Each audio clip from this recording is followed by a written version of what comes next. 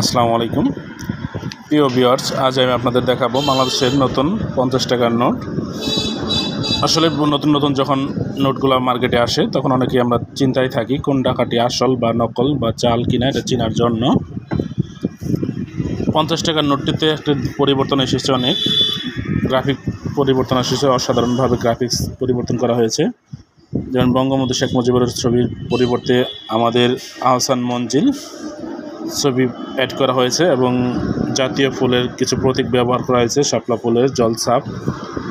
দ্বিতীয়ত, ডিজাইনে অনেক পরিবর্তন এসেছে, অসাধারণ একটি কারুকার্য তোলা হয়েছে ব্যাক পার্টে।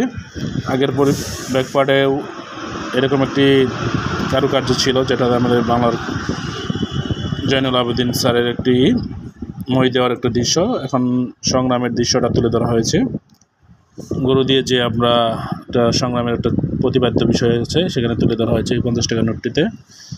আসলে আগের নোটের যে বর্তমান 50 টাকার নোটের কাগজ এবং কি গুণগত মান সব দিক থেকেই ভালো করা হয়েছে। অসাধারণ একটি ভিউ এসেছে, বাইরের দেশের একটি টাকার ফিল পাওয়া যাচ্ছে, টাকার থিকনেসটা অনেক ভালো, কাগজটা অনেক গুণগত মান অনেক ভালো করেছে। আর টাকাটি আসল কিংবা নকল এটা চেনার জন্য হাতে নিলে আপনি বুঝতে পারবেন, যারা রেগুলার টাকাগুলো হাতান বা টাকা সবসময় হাতে রাখেন তারা বুঝতে পারবেন এটা যে টাকা জাল বা নকল থাকার যে একটা চিহ্ন। আমাদের জলছাপ প্লাস হলো ফিতাটা হাতে বাজবে না কখনোই, এবং কি এটা হাতে নিলে অসাধারণ একটি ফিল পাচ্ছি।